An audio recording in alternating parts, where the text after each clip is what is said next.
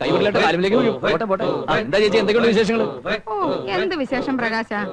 പിള്ളേർ രണ്ടുപേരും കൊച്ചുമാമനെ കാണണം എന്ന് പറഞ്ഞ ഒരേ കരച്ചില് അല്ലേ? ഉടനെ വന്നേക്കണം. അതിൽ ആർക്കും ക്ഷീണം പറ്റാ ക്യാരക്ടർ പിടിക്കണ്ടേ? വിട്ടോ ഞാൻ വന്നേക്കാം. ഇപ്പൊ സന്തോഷമായല്ലോ രണ്ടാൾക്കും. ഇനി ഓടിച്ചെന്ന് കൊച്ചുമാവനൊരു ഉമ്മ ഉമ്മയൊക്കെ പിന്നെ ചേച്ചി ഇവിടെ തന്നെ ഉണ്ടാവുമല്ലോ. ഞാൻ പോയിട്ട് പെട്ടെന്ന് വന്നേക്കാം. അവിടെ നിക്കന്റെ മോനെ.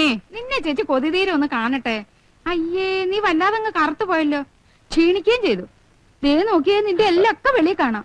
അമ്മ എന്താ നിനക്ക് ശരിക്കും ഭക്ഷണം ഒന്നും തരുന്നില്ലേ?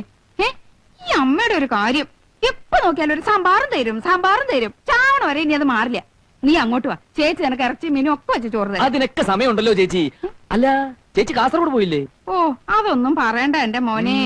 ആനന്ദേട്ടൻ കാസർഗോഡ് എന്ന് ചാർജ് എടുത്ത് 4 ദിവസം കഴിയണേന് മുമ്പേ ദേ പാറശാലയ്ക്ക് തട്ടി. ഓഹോ കൊച്ചുകൊണ്ട ഒന്നും അറിയാത്ത പോലെ. എന്തിനാടാ നീ നിന്റെ പെങ്ങളെ അളിയനെ ഇങ്ങനിട്ട് കഷ്ടപ്പെടുത്തുന്നേ? ആര് ഞാനോ? നീ അല്ലെങ്കിൽ നിന്റെ പാർട്ടി. എടാ ആനന്ദേട്ടനെ ഈ നാട്ടിൽ തന്നെ പോസ്റ്റ് ചെയ്യിക്കടാ. ചേച്ചി അതൊന്നും ഞാൻ വിചാരിച്ച നടക്കില്ല. ഇപ്പൊ അങ്ങോട്ട് പോയി ഞങ്ങളുടെ മണ്ഡലം പ്രസിഡന്റ് ചേച്ചി ശ്രദ്ധിച്ചോ? മിസ്റ്റർ കെ ജി പൊതുവാഴ്ചയുടെ മുന്നോട്ട് നിന്ന് പള്ളി ചേച്ചി കണ്ടില്ലേ? അത് വെപ്പ ആനന്ദേട്ടൻ ഇടിച്ചു തെറിപ്പിച്ചറിയോ? അതൊക്കെ ആനന്ദേട്ടന് പറ്റി മനസ്സിലായി.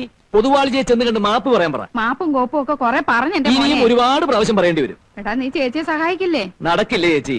നീ ഒരു കാലത്തും ഗുണം പിടിക്കത്തില്ലടാ. ഇതാണ് പ്രശ്നം. എന്ത്? കൊച്ചുമാമന് ഉമ്മ മെലിഞ്ഞു പോയി, കറുത്തുപോയി, ഇറച്ചിയും മീനും എന്തെല്ലാം സ്നേഹപ്രകടനങ്ങളായിരുന്നു. അതേടാ പ്രകടനം തന്നെയാ. കാര്യം കാണാൻ നിന്നെ പോലത്തെ കഴുതകളുടെ കാല് പിടിക്കേണ്ടി വന്നല്ല. എന്നേക്കാൾ നല്ലൊരു കഴുതി അവിടെ ഉണ്ടല്ലോ. അളിയൻ ചെന്ന് പിടിക്കേ.